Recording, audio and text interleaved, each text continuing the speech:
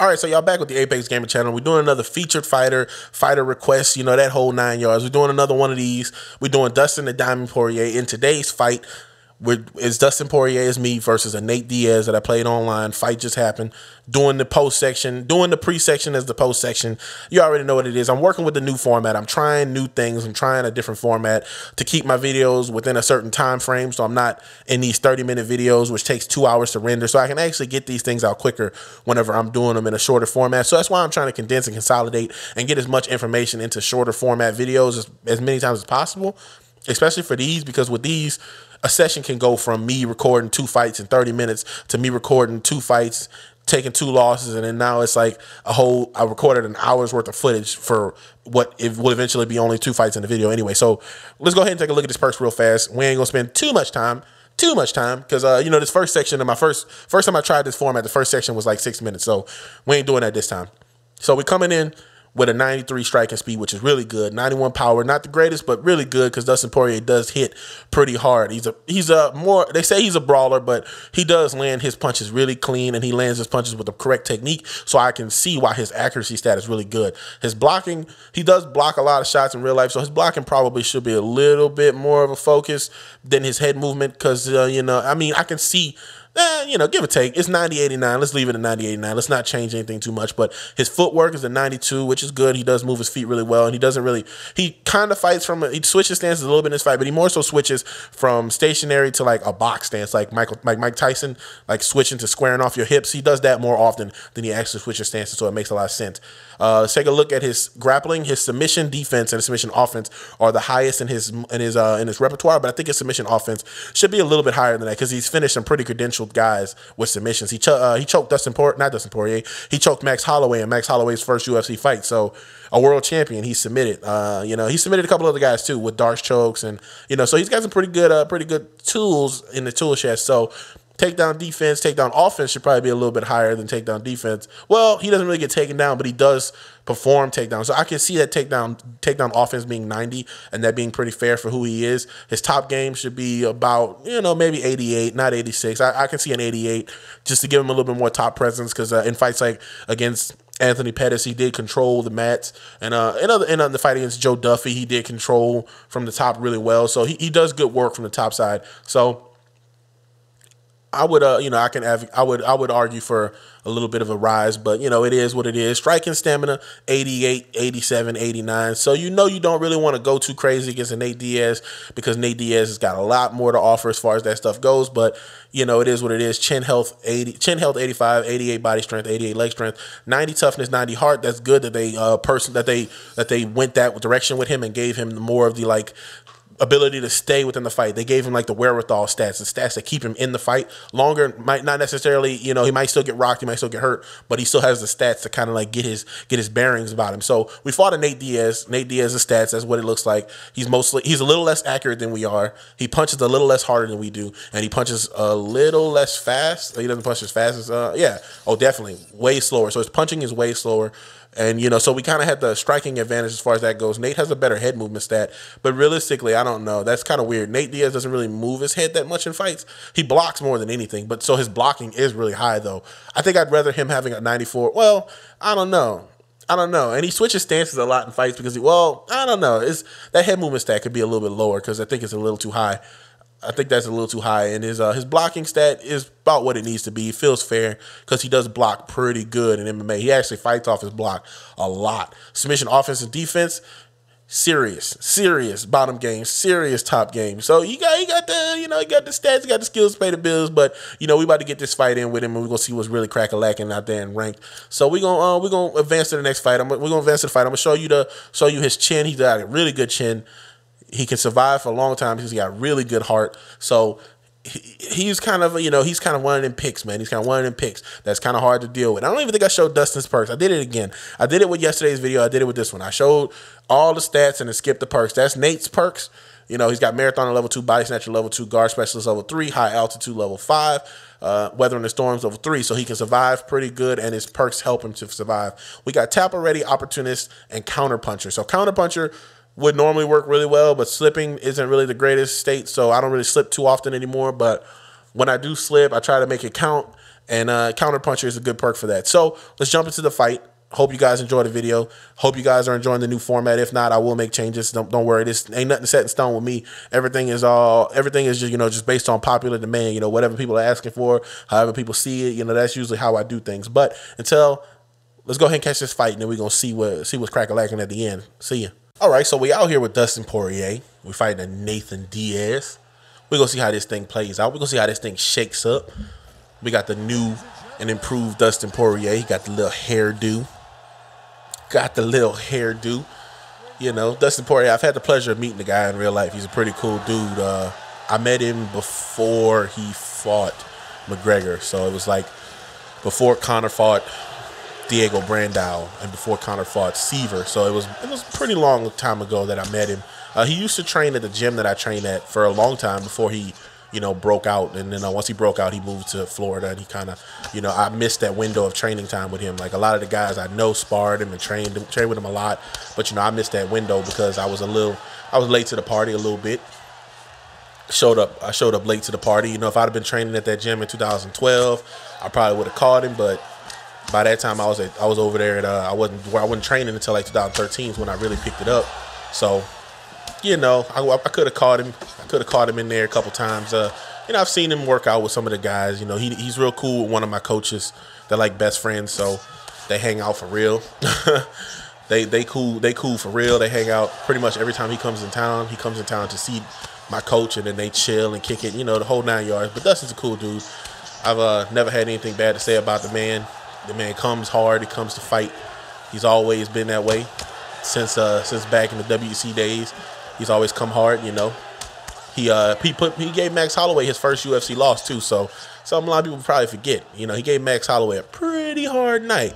Pretty hard night. It ended him in a submission that very few people have ever completed before. But boop, I was trying to uppercut him the first time he hit me with a jab. First time he hit me with a little combination, and I threw a leg kick instead of an uppercut. That whole thing that I've always had to struggle with. Stuck him there. Let's keep it moving though. Ooh. He threw a question mark kick. Couldn't tell if it was a question mark. Stomp. That was beautiful. Beautiful work, Nate. Boom, boom. But we keeping it light. He's still doing. Look, another one. Another time I try to throw an uppercut. When a dude duck their head, I get a kick instead of an uppercut. There you go again. Okay, I got an uppercut that time. But we chilling. We out here fighting a Nate Diaz who trying to press us. He trying to press us like Lee press on nails. He's trying to press us even though it's a title fight. So we chilling. We doing what we do.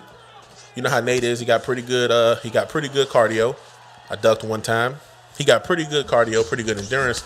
So he come back into the next round with pretty much what he left out with, pretty much what he came in with in the first place. So that's something you kind of got to think about when you fight Nate Diaz. You kind of got to, if you gonna let Nate Diaz blow himself out, you got to let him do it for real, because he'll come back in the next round good to go.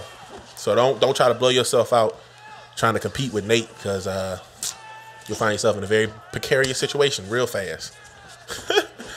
Okay, try to touch his chin there one time. Little lag. Try to touch his chin, but a little touch of lag. It is what it is. We moving around though, man. Post patch, you really got to be very deliberate, very focused. Leg kick him one time, let him know what it is. Here you go, boop, boop, right on the chin. Okay, boo boo Kenny, he ducked again. I'm catching him when he go low. He doing the same thing that our opponent from yesterday was doing, with the jab to the head, straight to the body. Because if you try to throw the uppercut when you see the jab gonna stop you from uppercutting, and then the straight to the body gonna be free. So that's kind of what's going on right now. That's kind of where the game is right now. But we chilling, man. We in this thing doing what we do. Touch gloves, make it official like a ref with a whistle. He came, look, like I told you about his endurance. He came back with a pretty good bit of stamina. He came back with that stamina. The stamina. He came back with that. Okay, so we tried to hook him, but he was clearing out. He was long gone before we ever got that hook off. So we just doing what we do, man. Boop, boop. Hit him with the three-piecer. Oh, rocked him. Rocked his socks. We gonna chill though. Man. That's the second rock. It's the second rock for us this fight. So we kicking it, man. We kicking it old school. Bam. Oh, what? Oh, look at him. He ducked it. Look how much juice it took from me because he ducked it. That's something you gotta keep your mind on too. When people duck your shots, it make you use a lot of your stamina. Rock him again. Let's see if he just stand here and let me finish him. Okay. He just hooked off. Doom, doom. I went up underneath his hook. Oh, baby. He came at me with the side slip. I like it. I love it. I want some more of it. I want some more of it so I can rock him again. Okay, I tried to finish him, but it ain't go down. Look at him dipping. Oh, what? How did my accuracy not find him? How did my accuracy not find the man when he was doing like four direction dips? Okay. I tried to throw one. I tried to throw one. Look at all the juice I'm using, man. Look at all the juice I'm using just hurting him. It's crazy. Somebody said that the whole stamina tax for hurting people was crazy, but I don't agree, man. I think it's fair that people get taxed when they have to get up off the ground, because it feels like that's like them trying to like will themselves back into the fight, So they have to use some energy, but it may be inconsistent. Some people said it seems like it's different amounts per stuff, and I don't know. I don't know the technicals. Like, I haven't really looked at it too deep. I find myself still gassing as I'm hurting people more often than I see them gas because I hurt them, So I find myself on the other end of the spectrum anyhow. Okay, I dipped back. He threw a body kick. I thought it was a hook. Look at him faking like you want to throw a kick. You don't want to kick. Get out of here. You don't want that kick life other than that high kick. Look at him. Wham, wham. That should have hurt him, but, he got his hands back up. He's still dipping and dodging with the semi-touch. He's still trying to run off on the plug. Wham, head kick. To the mats. Now we gonna chill. We done sent him to the mats. Recoup some of our losses in stamina. If he put himself in a bad situation again, we're gonna send him to the mats again. but until then, boop boop, we gonna just chill. Oh baby, shooting for the takedown? No sir, no sir. That's not what we do. We do not panic wrestle whenever things go south. That's not how we kick it around here. Leg kick. Look at him coming at me with the body kick, leg kick. He'll come at me with another one. I try to catch it, but the game ain't having it. The game ain't having it. I was having similar. Ooh, got up underneath it with a straight. Send him to the mats. Send him to the MetLife Stadium. Dustin Poirier. Losing my voice. My voice cracked like a 16-year-old. Voice crack and everything, I tried to get a little giggle out. My voice cracked. Made me do some high-pitched weirdness, but Nate was hanging tough, doing his thug thizzle, moving around, moving and shaking, trying to make it happen. But my patience and wherewithal just kind of wore him out. And Dustin got some hammers too, though. It might be a little harder to catch some of these guys, now that the swaying is a little different and things work out a little different. But it's just about adapting, and you just gotta adapt to your environment and make it happen regardless, my man. Make it happen regardless. But like I said in my last video, I'm trying out this whole one fight per video scenario just for a little bit, just to see how it pans out. I did get one comment specifically saying 2 fights are better in these episodes, but I'm gonna give it a try for like a week. I'm gonna give it like 3 or 4. Feature the fighter one time, that type of thing. Because you never know what type of craziness you're gonna catch in your second fight. You never know. It could. This one was already 9 minutes. We reached the end of the video.